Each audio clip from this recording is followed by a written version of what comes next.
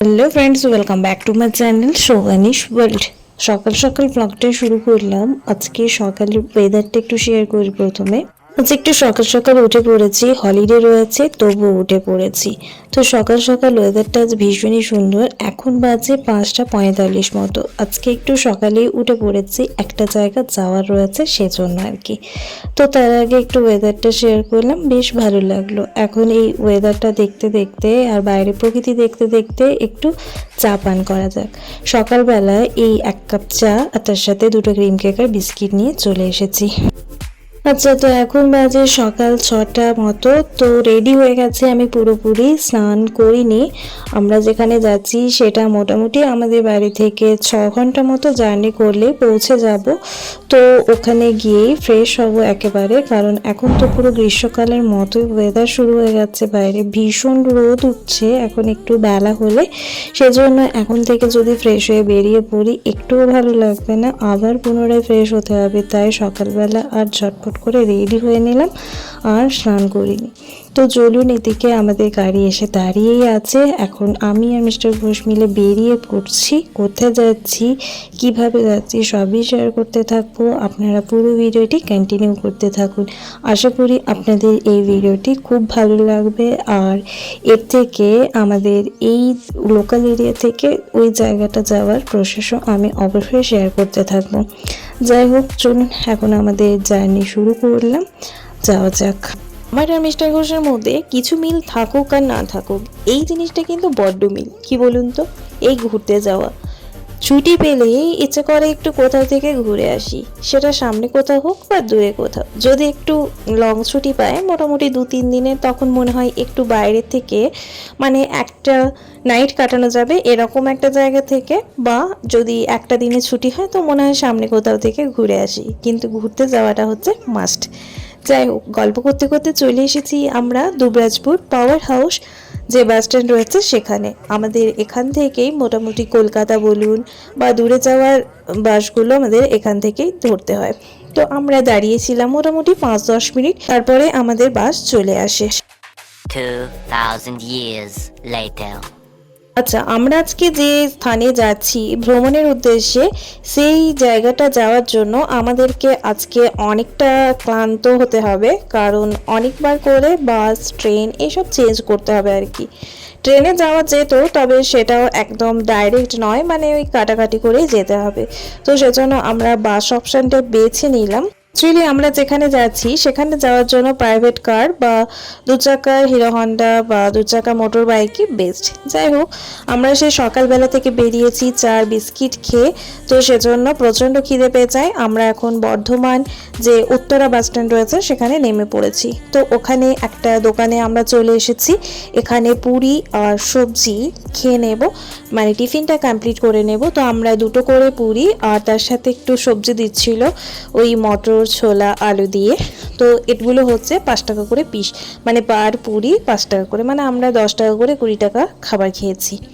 যাই হোক, এরপর আমরা বাসে উঠে পড়েছি। এই উত্তরা বাস স্ট্যান্ডে বাস পেয়ে যাবেন, আপনাদের যদি জানা থাকে তো ভালো, নইলে ওখানে যে কাউকে লোকাল জিজ্ঞাসা করলেই কিন্তু বলে দেবে। আমরা নবদ্বীপ যাওয়ার বাসগুলো আমরা রিসিভ করলাম। তো বাসটা এখানে খালি হয়েছে, এরপর আমরা যাত্রা শুরু করেছি বাসটা ভর্তি হয়ে যাওয়ার পর। তো কিছু দূর যাওয়ার পর থেকে আমি ভিডিও শুরু করলাম, যেহেতু বড্ড সুন্দর লাগছিল বাইরের প্রকৃতিটা দেখতে। গ্রাম বাংলার মেঠো পথ, তার সাথে বাসের ভিড়টা দেখুন। আমরা যখন বাসে উঠলাম তখন শুধুমাত্র আমি আর মিস্টার ঘোষই উঠেছিলাম, বাসটা পুরো ফাঁকা। যাই হোক, মোটামুটি 4 থেকে 5 ঘন্টা জার্নি করার পর আমরা প্রায় নবদ্বীপ ঘাটটা পার করলাম। এখন এখানে নবদ্বীপ বাস স্ট্যান্ডে নেমে পড়ব, কারণ এটা কৃষ্ণনগর যায় না, আমরা কৃষ্ণনগরে উঠব। সেজন্য নবদ্বীপ বাস স্ট্যান্ডে নেমে সেখান থেকে কৃষ্ণনগরে বাস ধরে নিয়েছিলাম। তারপর আমরা নেমে পড়েছিলাম ওখানে একটা কালেক্টেড বলে জায়গায়, সেখানে আমরা টোটো নিয়েছিলাম। টোটো নিয়ে যাচ্ছি আমাদের গন্তব্যস্থলে। আমরা কৃষ্ণনগরে উঠছি কারণ ওখানে সবিকের একটা পিসি ছেলে চাকরি সূত্রে থাকে। তো আমরা ওই দাদার বাড়িতে উঠবো। গুড নুন এভরিওয়ান। আমরা প্রায় 1:30 নাগাদ পৌঁছালাম। আসার পর দেখি এদিকে দাদা রান্না শুরু করে দিয়েছে, আর তারপর ফ্রেশ হয়ে নিলাম। আমরা ফ্রেশ হওয়ার পর এখন লাঞ্চের সময় হয়ে গেছে। এদিকে দাদা রান্না করেছে ভাত, তার সাথে মুসুর ডাল, স্যালাড, আর তার সাথে মাছ আলু দিয়ে ঝোল। চলুন এখন লাঞ্চটা ঝটপট করে কমপ্লিট করে নিই। Much, much later. দুপুরবেলা আসার পর তো প্রচুর টায়ার্ড ছিলাম, সেজন্য আর সেভাবে ভিডিও শ্যুট করতে পারিনি, জাস্ট রান্নাগুলো একটু শেয়ার করলাম। এরপর আমরা লাঞ্চ কমপ্লিট করে একটু রেস্ট করলাম। সেই সকালবেলা থেকে বেরিয়ে বাসের মধ্যে আসার পথে প্রচুর ক্লান্তি লাগছিল, কারণ বাসগুলো এত আস্তে আস্তে আসছিল, সে লোকাল বাসের মতো। যাই হোক, আমাদের আর উপায় ছিল না, তাই এভাবে আসতে হয়েছে। আমরা এসেছি কৃষ্ণনগর। এই কৃষ্ণনগর থেকে মায়াপুর, নবদ্বীপ ঘোরার ইচ্ছা রয়েছে। তার সাথে কৃষ্ণনগরে কিছু দেখার জিনিস রয়েছে আশেপাশে, তো সেই জায়গাগুলো দাদা ঘোরাবে বলেছে, তো সেই উদ্দেশ্যে আসা। ট্যুরটা বেশি দিনের নয়, মোটামুটি আজকের দিন আর কালকের দিনটা থাকছি, পরশু দিনকে বেরিয়ে যাচ্ছি বাড়ির উদ্দেশ্যে। তো যাই হোক, আমরা কোথায় কোথায় দেখছি, কি দেখছি, কোথায় ঘুরছি, সবই শেয়ার করতে থাকবো। আপনারা অবশ্যই আমার ব্লগগুলি কন্টিনিউ করতে থাকুন। তো এখন বাজে বিকেল প্রায় 5টা মতো, বেরিয়ে পড়েছি। ওইদিকে দাদা আর মিস্টার ঘোষ বেরিয়ে পড়ছে। চলুন এখন আমরা তিনজনে মিলে যাই, তারপর বাস ধরে নেব সামনের বাস স্ট্যান্ড থেকে। তারপরে ওখান থেকে আবারও একবার বাস চেঞ্জ করে নিয়ে পৌঁছে যাব মায়াপুর। তো এখন হাঁটতে হাঁটতে একটু বাস স্ট্যান্ডটা যাই, তারপরে বাসে উঠে পড়বো। তো বাসে উঠে পড়েছি আমরা, আর বাসে ওঠার পর একটা জায়গা নেমে আমরা আবারও বাস চেঞ্জ করে নেব।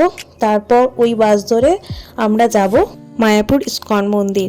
আমরা যে বাসটা উঠেছি এই বাসটা ভায়া ধুবুলিয়া হয়ে যাবে মায়াপুর, তো যেতে সময় লাগবে, সেজন্য আমরা বাস চেঞ্জ করে আবারও অন্য বাসে উঠে পড়েছি। এটা হচ্ছে মায়াপুর ইস্কন মন্দির যাওয়ার রাস্তা। আর রাস্তায় দেখুন কত ভুট্টা মেলা। আমাদের ওইদিকে যেমন ধান মেলা থাকে রাস্তার মধ্যে বর্ষাকালের ঠিক শেষের সময়টাতে, সেরকমই এখানে ভুট্টা রয়েছে চারিদিকে। এত ভুট্টা চাষ হয়েছে। ওই যে দূরে দেখতে পাচ্ছেন মায়াপুরের মন্দিরটা, কি সুন্দর লাগছে না? এই মন্দিরটা দেখার জন্য আমি কবে থেকে আশা করে বসে আছি, যাওয়াই হচ্ছে না, কিছু না কিছু বাধা পড়েই যাচ্ছে। কথায় বলে, কপালে না থাকলে আর ঠাকুর না টানলে সে জায়গায় যাওয়া হয়ে ওঠে না। এটা কিন্তু একদম সত্যি কথা। আমি তো এটা খুব বড় প্রমাণ পেয়েছি। যাই হোক, আজ ঠাকুর আমাদের টানিয়েছে, আর কপালেও রয়েছে আজকে আসা, তাই হঠাৎ করে আসা হয়ে গেল। তো আমরা বাসে নেমে পড়েছি একদম মন্দিরের সামনেরটায়। এই যে দেখছেন, এটা হচ্ছে মন্দিরের গেট। এখন তো অফ সিজন চলছে, তাতেও মন্দিরে ভিড়টা দেখুন। অফ সিজন ঠিক নয়, আসলে রোদ্দুর রয়েছে বলে বললাম অফ সিজন। এই রোদ্দুরে তো মানুষ বাড়ি থেকে বাইরেই বেরোতে পারে না, তারপর আবার ভ্রমণ করতে যাবে। যাই হোক, এখন তো দোল পূর্ণিমার সিজন চলছে, আর দোলটা এখানে তো বড্ড সুন্দর হয়, সেজন্য মানুষের প্রচুর ভিড়। আর তাছাড়া এখানে তো প্রচুর মানুষ বসবাস করেন এমনিতেই। তো চলুন মন্দির চত্বরটা একটু ঘুরিয়ে আপনাদের দেখায়, সাথে আমিও দেখি। আমিও তো প্রথমবার এলাম, আর আমার ব্লগ যারা দেখছেন আশা করি অনেকেই এই মন্দিরটা আসার ইচ্ছে রয়েছে, বাট আমার মতো হয়তো আশা হয়ে উঠছে না। তাদের জন্য কিন্তু এই ব্লগটি। আপনারা পারলে অবশ্যই একবার মায়াপুর মন্দির ঘুরে যাবেন। মন্দিরটা বড্ড সুন্দর, চারিপাশটা বেশ মনোরম কিন্তু। আর তার সাথে কিন্তু রয়েছে সুন্দর প্রসাদের আয়োজন। যাই হোক, প্রসাদের কথা পরে আসছি আমি। এই যে খড়ে চাল্লা দিয়ে যে বাড়িটা দেখছেন, এটাই হচ্ছে আদি মানে পুরনো মায়াপুর ইস্কন মন্দির। এখানেই শ্রী চৈতন্যদেব প্রথমেই ছিলেন, আর এখানে কিন্তু হরিনামটা সব সময় হবে, মানে ননস্টপ হরিনাম সংকীর্তন হয়, মানে হরে কৃষ্ণ যে এক নাম রয়েছে সেটা কিন্তু সব সময় এখানে হতে থাকে। যাই হোক, চারিপাশের মন্দিরটা আপনাদের একটু ঘুরে দেখাচ্ছি। আমাদের বিকেলবেলা মায়াপুর ইস্কন মন্দিরে আসার কারণ হচ্ছে এখানে সন্ধ্যা আরতিটা দেখার। সবাই মুখে শুনেছি সন্ধ্যা আরতি বা ভোরের যে আরতিটা হয়, যে কোনো একটা আরতি দেখতে হয় এখানে, আরতিটা খুব সুন্দর হয়। তো সেটার জন্যই আমরা সন্ধ্যাবেলা এলাম, কারণ সকালবেলা 4টা নাগাদ আসতে হবে। তো অত ভোরে উঠে আসা সত্যি সম্ভব নয়, সেজন্য আমরা চেষ্টা করলাম যে সন্ধ্যা আরতিটা দেখে নেওয়া।